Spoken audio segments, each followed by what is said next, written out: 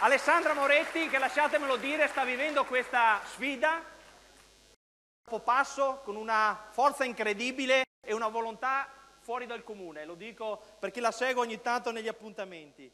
E come dicevo, il PD è perno delle riforme a Roma, perno della coalizione, è il PD che vuole essere uno strumento per il cambiamento della nostra società, il cambiamento del Veneto, per attivare finalmente in questo Veneto la buona politica a disposizione dei cittadini, a servizio dei cittadini, per attuarlo concretamente, semplificando la vita a quei cittadini e a quelle imprese, anche in questa regione. E soprattutto uno strumento a disposizione dei veneti e di tutti quanti noi per abbattere le barriere del clientelismo, del poltronificio che hanno fatto la storia di questi ultimi 20 anni. Ecco, il PD è a disposizione, come dicevo.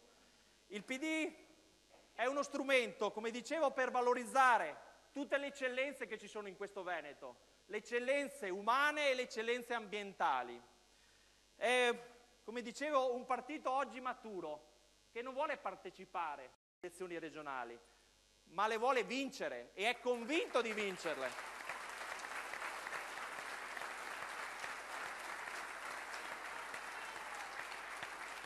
Abbiamo detto, nella campagna che abbiamo portato avanti, abbiamo detto come vogliamo il nostro Veneto, tutto, sicuro, bello, ricco, in una parola un Veneto forte, con la schiena dritta, che non si lamenta sempre degli altri, ma che è protagonista del cambiamento in questa terra.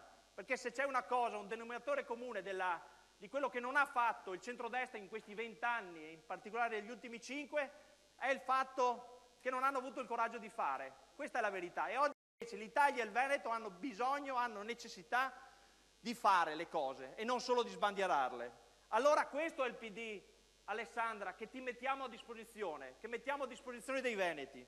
Un PD che non ha paura di intercettare quelle sfide del cambiamento.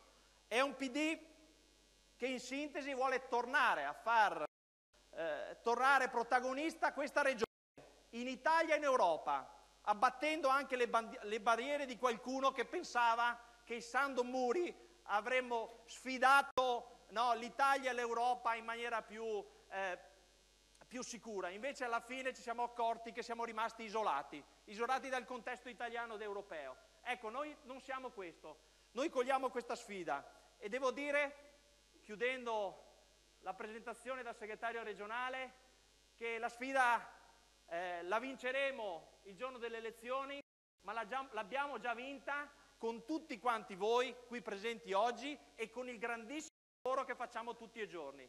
E allora, ripeto, da segretario vi dico che il più bello deve ancora venire e viene questa sera, quando andrete a casa del vostro vicino di casa, e il più bello sarà domani in piazza a chiedere il cambiamento di questo Veneto, fino ad arrivare al giorno delle elezioni, porta a porta, stringendo le mani e parlando con i cittadini del Veneto. Noi lo sappiamo fare bene, il PD lo sa fare bene, il partito è pronto, la coalizione anche.